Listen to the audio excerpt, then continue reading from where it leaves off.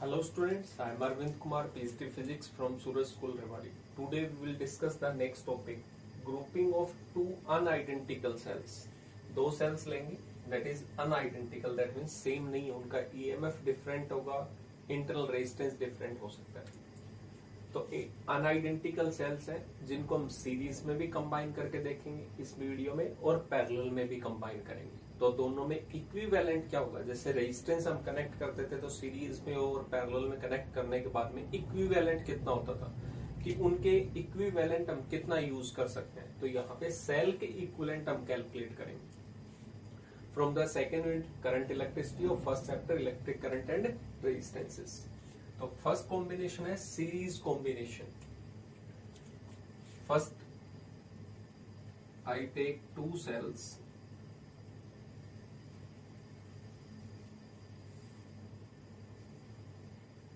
connected in series in right connections.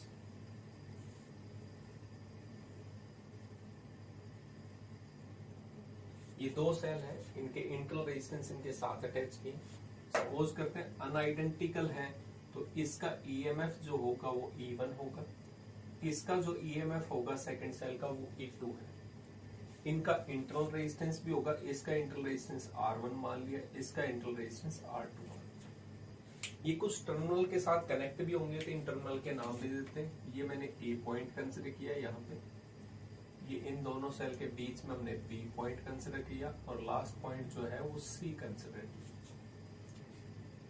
ठीक है, अब सेल हम कनेक्ट करते हैं तो उससे कुछ ना कुछ सप्लाई लेते हैं. सप्लाई के लिए मैंने बताया था हमेशा करंट कहाँ से पास होता है, अगर हम उससे सप्लाई ले रहे हैं सेल से तो पॉजिटिव टर्मिनल से. तो यहाँ पे करंट जो है वो आई मान, आई इस सेल से भी आप कंसिडर करोगे तो कितना होगा आई, क्योंकि सीरीज में कनेक्टेड है और सीरीज में है तो इनके पास एक ही पाथ है, एक ही लाइन है. तो इसका मतलब नंबर ऑफ चार्ज कैरियर उतने ही पास होंगे तो करंट की वैल्यू क्या रहेगी, सेम रहेगी. इसलिए करंट हमें दोनों में सेम कंसिडरेशन करना पड़ेगा. इंटरनल रेजिस्टेंस था. अब मैं इसको दो पार्ट में डिवाइड कर देता हूं. पोटेंशियल डिफरेंस का हम फॉर्मूला लास्ट में डिस्कस कर चुके हैं, ए और बी पॉइंट के बीच में and then between point B and C. Potential difference between A and B,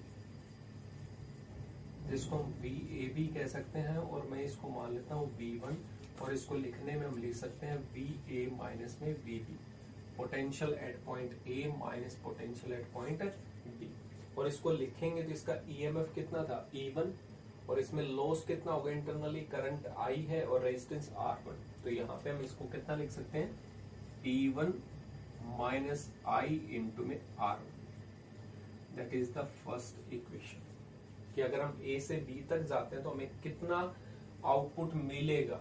तो यहाँ पे E1 जो EMF था सेल का माइनस में इस सेल में कितना लॉस हो गया पोटेंशियल को माइनस कर देंगे, that will be the output from the cell.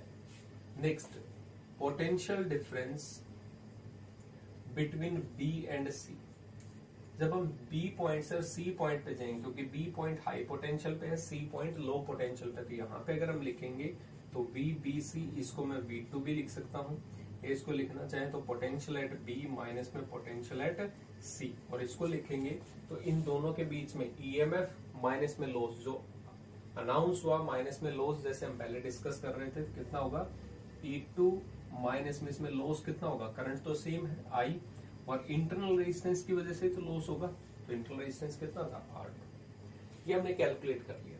अब मैं इसके इक्विवेलेंट कैलकुलेट करता हूं कि इन दोनों सेल को हम रिमूव कर दें, यहां से हटा दें, तो A और C के बीच में मैं एक सिंगल सेल यूज करना चाहता हूं. तो सिंगल सेल का EMF कितना होना चाहिए, उसका इंटरनल रेजिस्टेंस कितना होना चाहिए, ताकि same amount of current pass हो. तभी तो हम कहेंगे पोटेंशियल डिफरेंस हमें A और C के बीच में सेम मिलना चाहिए, करंट भी उतना ही पास होना चाहिए, तभी तो उस सेल को इक्विवेलेंट कहेंगे.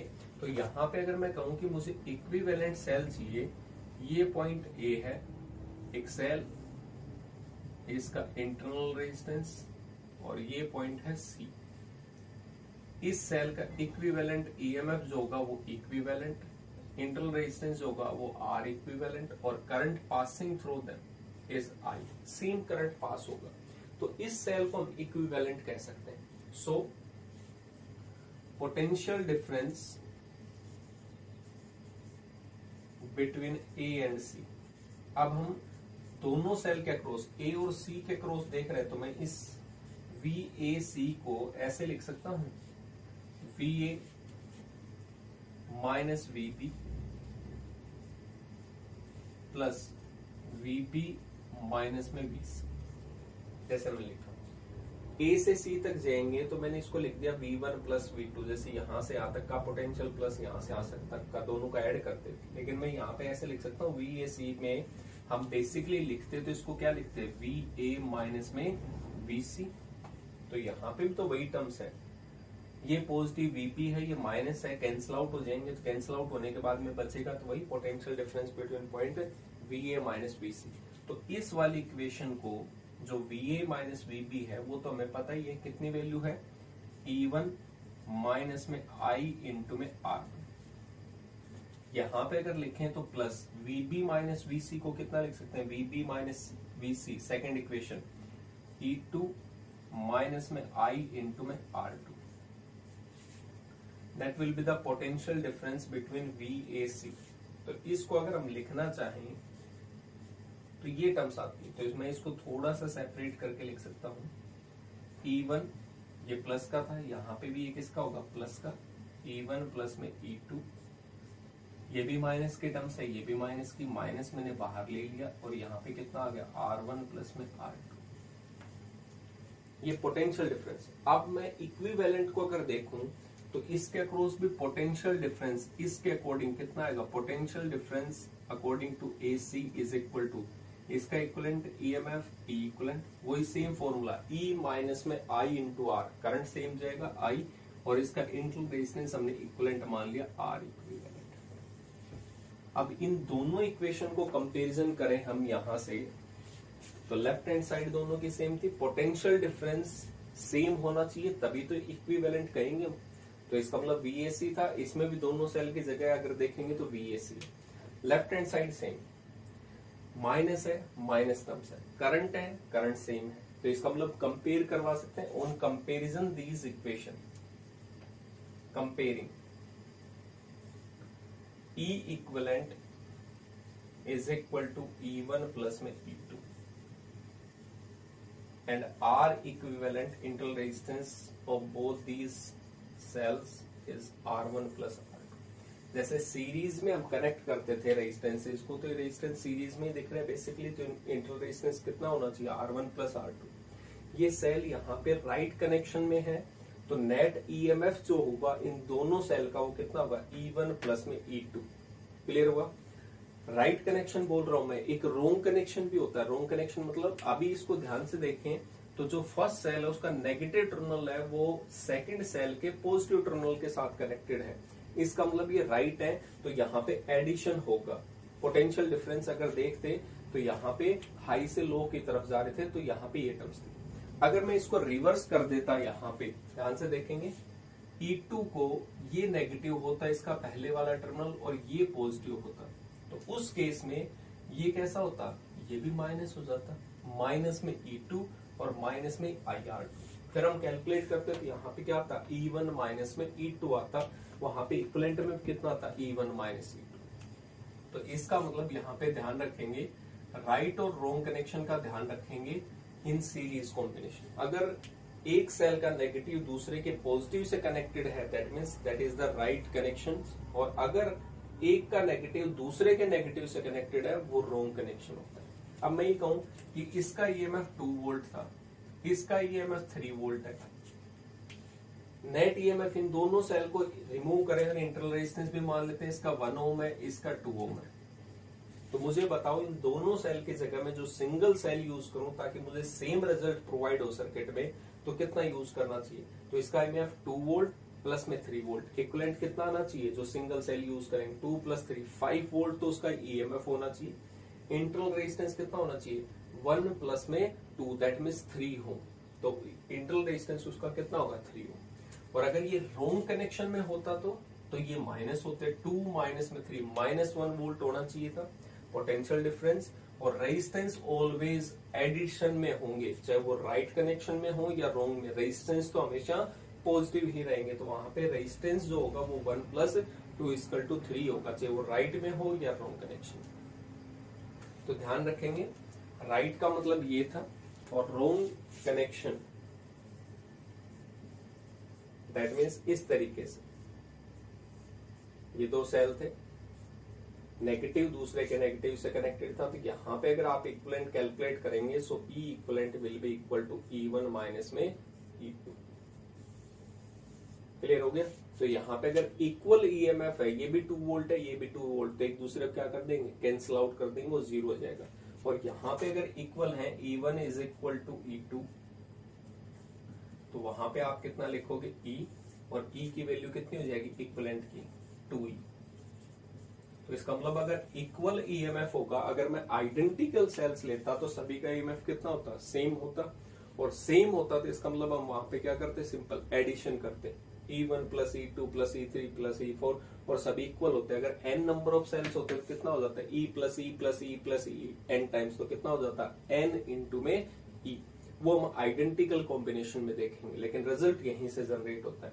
तो ये फर्स्ट केस था सीरीज कॉम्बिनेशन का। सीरीज में कहीं पे भी सेल कनेक्टेड है तो उनका टोटल इंटरनल रेजिस्टेंस होगा सभी का individual addition of the resistance.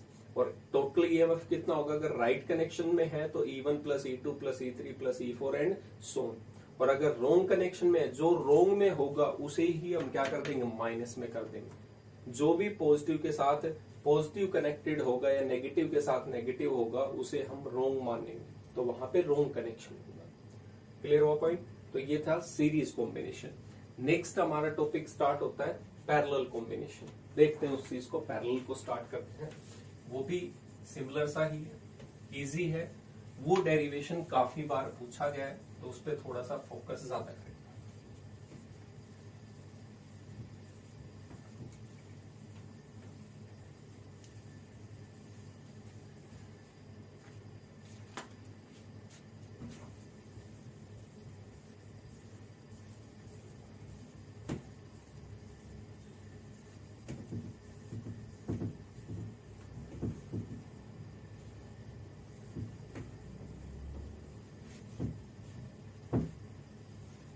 देखते हैं नेक्स्ट पैरेलल कॉम्बिनेशन।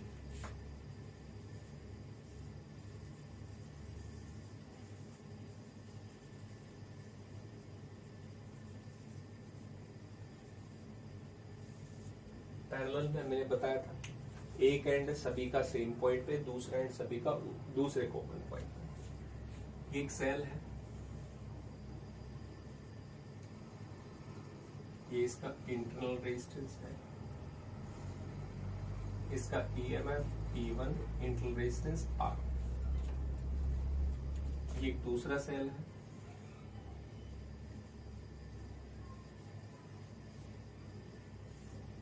इसका EMF E2, internal resistance R2। ठीक है, दो सेल है, इन दोनों को पैरेलल में करना है। पैरेलल मतलब साइड बाय साइड कनेक्शन था। ये कॉमन पॉइंट हमने कंसीडर किया, इस सेल का ये पॉइंट इस पे कनेक्टेड है, दूसरा एंड दूसरे पॉइंट पे कनेक्टेड है। यहाँ पे एक कॉमन पॉइंट हो गया, ये एंड भी इस साइड कनेक्टेड था,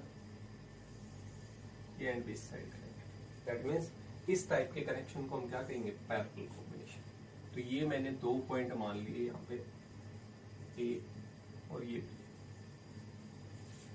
इस सेल से कुछ करंट स्टार्ट होगा, डिस्चार्ज होना। करंट को फर्स्ट सेल के अकॉर्डिंग मैंने मान लिया, इसको I1 करंट आ रहा है, पॉजिटिव से आ रहा है, इसका मतलब डिस्चार्ज हो रहा है पॉजिटिव टर्मिनल से। यहाँ से भी आ रहा होगा, कितना होगा I2। दोनों यहाँ पे आएंगे तो कितना होगा, I1 इधर से आया, I2। सिंपल है क्योंकि वेक्टर एडिशन तो है नहीं, वेक्टर क्वांटिटी नहीं होता, करंट कैसा होता है, स्केलर। सो टोटल करंट कितना होगा, IT = I1 + में I2। टोटल करंट दोनों सर्किट से है। और यहाँ से वापस अगर ये सर्किट पूरा हम शो करें तो इसका मतलब यहाँ से भी कितना मिलेगा आपको, वापस टोटल करंट। इधर I2 आ जाएगा, इधर I1 चला जाएगा, सेम, क्योंकि कंसंट्रेशन बैटरी का मेंटेन रहता है। ये था पैरेलल कॉम्बिनेशन। अब यहाँ पे मैं कहूँ कि A और B टर्मिनल के बीच में मुझे एक सिंगल सेल ही यूज करना है। बार बार ये तो हम दो ही ले रहे हैं, अगर ज्यादा हो तो इसका मतलब बल्कियर हो जाएगा कोई भी सर्किट। इसलिए मुझे इन सेल को रिमूव करके एक सिंगल सेल यूज करना है between terminal A and B। so that we can reduce the bulkier size of the circuit. तो मुझे इन दोनों की जगह रिमूव करना है, तो इक्विवेलेंट सेल चाहिए. इक्विवेलेंट मतलब जो ए और बी के बीच में टोटल करंट जितना ये दोनों मिलके सप्लाई दे रहे थे वो सिंगल सप्लाई दे. पोटेंशियल डिफरेंस जितना ए और बी के बीच में अब है बाद में भी उतना ही रहेगा. तभी तो उस सेल को हम क्या बोल लेंगे, इक्विवेलेंट सेल. तो कितना उसका ईएमएफ हो उस सिंगल सेल का, कितना उसका रेजिस्टेंस हो, तभी हम उस सेल को क्या कहेंगे, इक्विवेलेंट सर्किट, इक्विवेलेंट सेल. तो इसका मतलब मेक सिंगल, ये ए पॉइंट है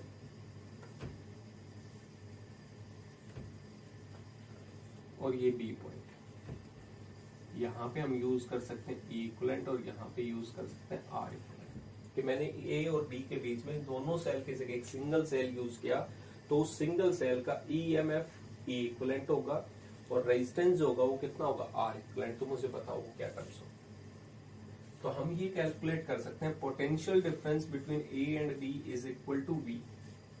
सपोज करते हैं वी है, तो पैरेलल में पोटेंशियल डिफरेंस में ए से बी तक, चाहे मैं फर्स्ट सेल के पाथ के थ्रू जाऊं या ए से बी तक मैं सेकंड सेल के पाथ के थ्रू जाऊं, पोटेंशियल डिफरेंस क्या रहेगा, सेम. तो इसलिए पोटेंशियल डिफरेंस जो होगा इन पैरेलल कॉम्बिनेशन में वो सेम होगा, ईएमएफ नहीं होगा. ईएमएफ अनआइडेंटिकल है तो इसका अलग हो सकता है, इसका अलग हो सकता है, लेकिन यहाँ पे इंटरनल रेजिस्टेंस अलग अलग होगा तो लॉस अलग अलग होंगे. तो जब हम इनको माइनस करेंगे तो potential difference can be always must be same. तो इसका मतलब पोटेंशियल डिफरेंस सेम करना है पैरेलल कॉम्बिनेशन में, ईएमएफ नहीं होगा. तो यहाँ पे हम कैलकुलेट करें तो हमें फॉर्मूला पता था, potential difference between A to B is equal to कितना होगा, ईएमएफ माइनस में लॉस, फर्स्ट सेल के थ्रू जाए तो I1 इंटू में R1.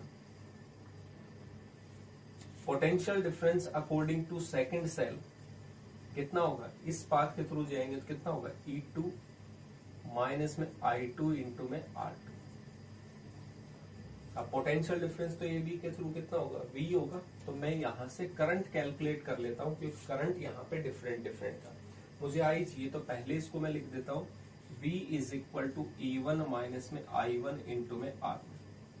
So I1 is equal to, यहाँ पे आप लिखोगे I1 चाहिए तो ये टर्म्स इधर आएगी पूरी पॉजिटिव, V इधर जाएगा माइनस में, तो कितना होगा E1 माइनस में V. और करंट चाहिए तो इसके साथ इंटरनल रेजिस्टेंस को हम डिवाइड करते हैं. यहां से हम कैलकुलेट करेंगे कितना होगा, V is equal to E2 minus में I2 इंटू में R2 is equal to I2. वापस ये टर्म्स इधर जाएगी, V इधर जाएगा, तो is equal to E2 minus में V अपॉन में R2. इसको भी हम सेपरेट कर सकते हैं. यहां से हम लिखें इस टर्म को तो कितना होगा, E1 अपॉन में R1 माइनस में V अपॉन में R1.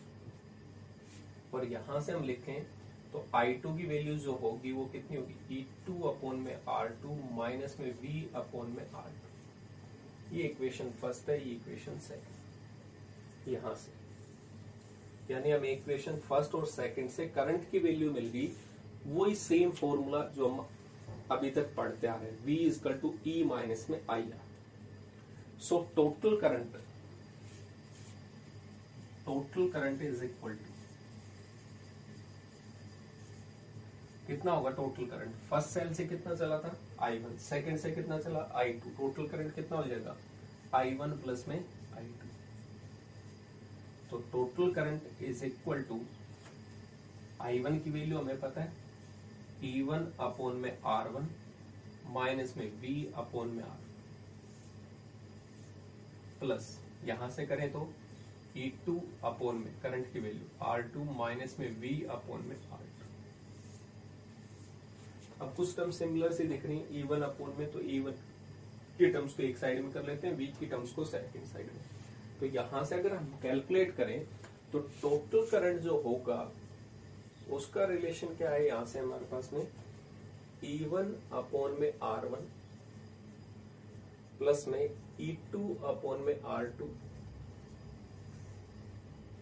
और यहाँ पे V की टर्म्स ये भी माइनस है, ये भी माइनस है, तो मैंने माइनस V था, ये V, पोटेंशियल डिफरेंस तो सेम रहेगा, माइनस में V, और यहाँ पे लिख दिया 1 अपॉन में R1 प्लस में 1 अपॉन में R2.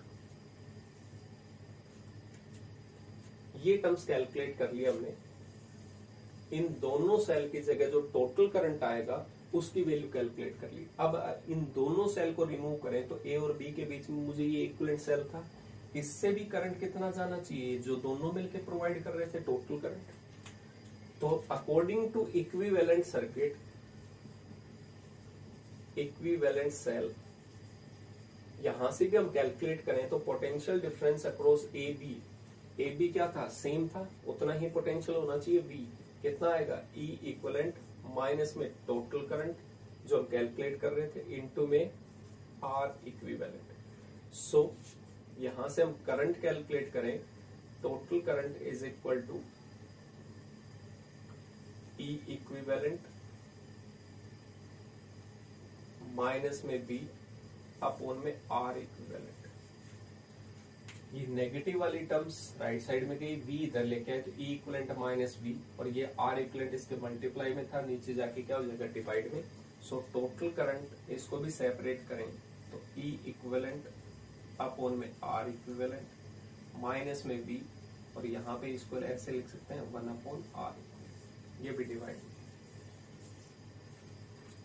ये करंट इन दोनों सेल के कॉम्बिनेशन से हमने कैलकुलेट किया, कितना टोटल करंट ये ए और बी पोटेंशियल पॉइंट के बीच में फ्लो करवाएंगे। और इन दोनों की जगह सिंगल सेल यूज करें तो करंट सेम होना चाहिए, तो वो करंट टोटल के इक्विवेलेंट आना चाहिए जो दोनों सेल इक्वल मिलके प्रोवाइड कर रहे थे। तो इसका मतलब ये दोनों सेल के अकॉर्डिंग है। तो अकॉर्डिंग टू टर्म्स इक्विवेलेंट कब कहेंगे, जब करंट क्या होगा, सेम होगा। सो कंपेयरिंग इक्वेशंस, इस इक्वेशन और इस इक्वेशन को अगर हम कंपैरिजन करें तो दोनों सेल के इक्विवेलेंट टोटल करंट था, और ये सिंगल इक्विवेलेंट सेल के अकॉर्डिंग करंट है। तो इक्विवेलेंट कब बोलेंगे, जब करंट सेम होगा। तो करंट दोनों का equal, left hand side same है तो राइट हैंड साइड भी क्या होनी चाहिए, सेम। यहाँ पे भी माइनस है, यहाँ पे भी माइनस है। यहाँ पे पोटेंशियल डिफरेंस ए और बी के बीच में सिंगल सेल के अकॉर्डिंग भी उतना ही होना चाहिए, और ये सेल थे तब भी, तो बी भी सेम है। तो इसका मतलब E equivalent upon R equivalent कितना होगा, ये पूरी टर्म्स, और ये 1 अपॉन आर इक्विवेलेंट इस टर्म्स के बराबर। तो यहाँ पे कंपैरिजन करेंगे कितना होगा, ई इक्विवेलेंट अपॉन में R equivalent is equal to E1 upon में R1 प्लस E2 अपॉन में R2। यहाँ पे इतना सिंपल नहीं है। पैरेलल में अगर सेल कनेक्टेड हो रहा, आप इक्विवेलेंट ईएमएफ कैलकुलेट कर लो, उसके लिए आपको फॉर्मूला ई इक्विवेलेंट जो होगा डिवाइड बाय होगा उसके रेजिस्टेंस के। फर्स्ट सेल का ईएमएफ उसी के इंटरनल रेजिस्टेंस से डिवाइडेड, सेकंड सेल का ईएमएफ उसी के रेजिस्टेंस से डिवाइडेड। तो यहाँ पे ये इक्वेशन होगी। रेजिस्टेंस इससे कंपैरिजन करेंगे तो V माइनस में था, 1 upon R equivalent is equal to 1 upon में R1 प्लस में 1 अपॉन में R2। इसका मतलब रेजिस्टेंस इजी है। ये रेजिस्टेंस और ये रेजिस्टेंस कैसे कनेक्टेड है, पैरेलल में, और पैरेलल में फॉर्मूला क्या था, 1 upon R1 plus 1 upon R2 plus 1 upon R3। यहाँ पे भी क्या है, वही सेम मेथड है। तो यहाँ पे इक्विवेलेंट रेजिस्टेंस जैसे हम पैरेलल में करते थे सेम, लेकिन यहाँ पे जो ईएमएफ कैलकुलेट करने का फॉर्मूला है वो थोड़ा सा डिफरेंट हो गया। हमें आर इक्विवेलेंट है वो इजिली कैलकुलेट कर सकते हैं। आर इक्विवेलेंट की जो वैल्यू आएगी इन कॉम्बिनेशन के साथ में मल्टीप्लाई कर देंगे, तब जाके हमें ई इक्विवेलेंट मिलेगा। अगर मैं यहाँ पे सभी की वैल्यू इक्वल कर दूं, आर की इंटरनल रेजिस्टेंस, अगर आइडेंटिकल सेल्स होते कि ईएमएफ भी सेम होता, इंटरनल रेजिस्टेंस भी सेम होता, तो यहाँ पे इक्विवेलेंट भी क्या आता, सेम आता। क्लियर हुआ। तो यहाँ पे ये मेथड था डेरिवेशन का छोटा सा। बुक में जो है वो थोड़ा सा कॉम्प्लिकेटेड मेथड दे रखा है, कंपेयरिंग नहीं दे रखा, वहां पे सॉल्यूशन के अकॉर्डिंग दे रखा है। आप इस मेथड से करोगे तो आपको ज्यादा इजी लगेगा। करंट कैलकुलेट करना है फर्स्ट सेल से सेकंड सेल से, दोनों को ऐड करेंगे तब जाके टोटल करंट मिलेगा। उसकी जगह अगर सिंगल सेल होता तो उसका करंट, और दोनों इक्वेशन को इक्वेट करवा देंगे, बस वो ही आपका डेरिवेशन है। सो ये आप प्रैक्टिस करेंगे अच्छे से। पैरेलल कॉम्बिनेशन ऑफ सेल जो है वो इम्पोर्टेंट है, कई बार आपसे पूछा गया है एग्जाम में, तो इसकी प्रैक्टिस अच्छे से करेंगे। Thank you.